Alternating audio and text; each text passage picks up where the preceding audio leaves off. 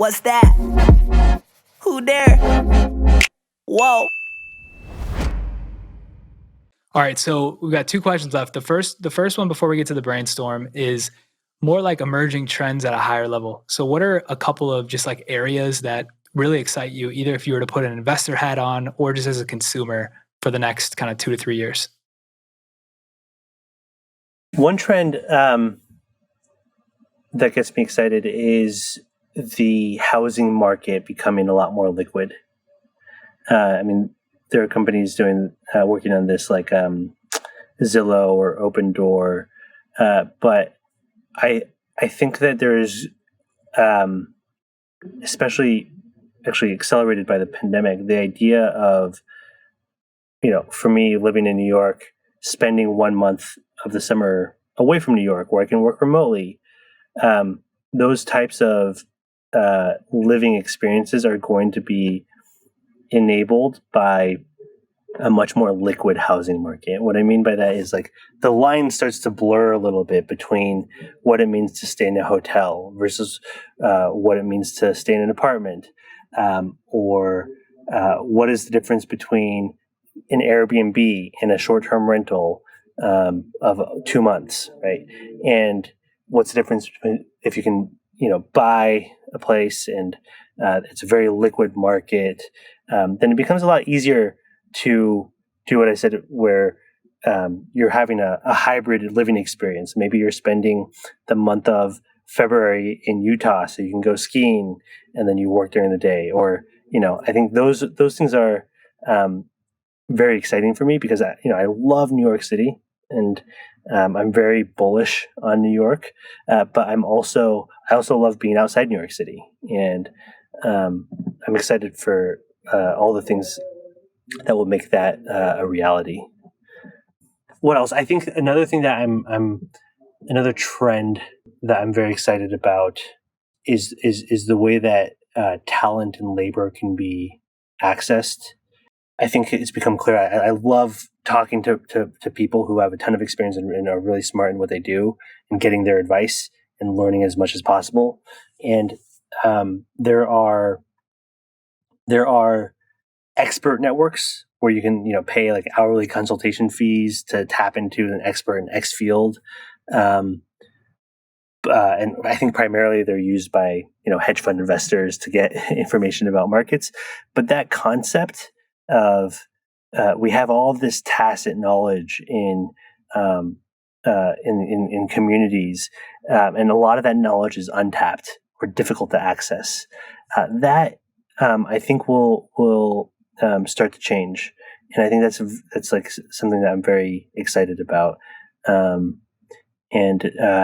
saw a company recently that calls it like fractional talent, or you see it in startups often, when they're hiring a part-time CFO.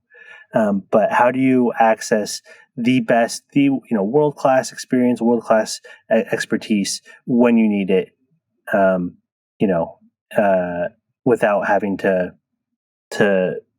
always hire for it? That to me is a very exciting trend that I think we will see accelerate. Yeah, I totally agree. That kind of solves a little bit of the hiring problem with identifying the excellence. When you have pre-vetted, community-vetted fractional experts, it's easier to trust that those people are world-class, right? And then you can bring them in fractionally. I love that. All right, let's shift to the brainstorm. So I'm really pumped for this. So let's say Room was gone. Long live Room, but let's just pretend for this example it's gone. What's one idea that excites you right now that if you had a clean slate you would think about pursuing?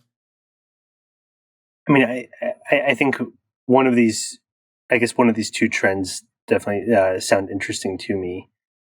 So some kind of fractional talent expert network type of thing becomes maybe that would be something I would dive into further. Yeah. How do you think? So just to dive into it, like riff on it a little bit. Do you think the bigger constraint would be convincing the world-class experts that a portion of their time should be spent kind of on a consultative basis versus them chunking their time into like 2 or 3 or one project they want to go all in on? Do you think that's a constraint, or what do you think is the biggest barrier to doing that? I think one of the hardest pieces to crack, and this is, I haven't spent a ton of time thinking about it, right? But I think if you move towards an hourly consultation model, it becomes very transactional. And I don't think knowledge wants to be transactional, or a sharing of expertise and experience. I don't think it wants to be transactional. Like the best advice I've always gotten, or the best conversations I've had, have been,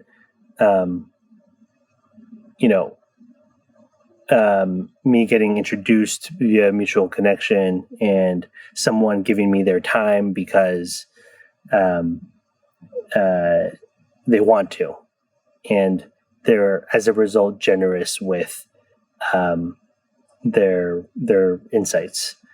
I think there's something that happens, something that gets crowded out when you convert that into being transactional. So I think that's something, I don't know what the answer is, but I think that's an obstacle kind of behaviorally that would need to be cracked. Yeah. The other thing that I think would be a challenge is there's a lot of like onboarding time that's required. Like if you were to hire a fractional CMO, in order to get the best value, there's probably an uptake time of, let's say, 3 weeks. You can spend that person full time for 3 weeks, or if they're fractional 1 day a week, it's going to take you 15 weeks for them to get that same knowledge. And so it becomes difficult for people to manage, to just task switch almost and be able to have the deep context in your business to get you the insights. But if you could solve that though, that opens a world of possibilities if you're able to somehow systematize that onboarding a little bit. Yeah. I'm curious, what other brainstorm ideas you've had, or what stands out for you from your prior conversations? Yeah, so we just switched to this format 3 episodes ago. So you're the 3rd episode going through it. So the first episode we had, we talked. So the founder is big into wellness. They do it's called June. They enable corporate wellness benefits for companies. And so the first thing was a direct to consumer bread subscription, believe it or not. So I think in the pandemic, the idea of baking bread has become a big thing. And he was saying that it would be really interesting to combine the idea of like a cloud kitchen with kind of local bakeries and get fresh, almost artisanal bread delivered directly to your house.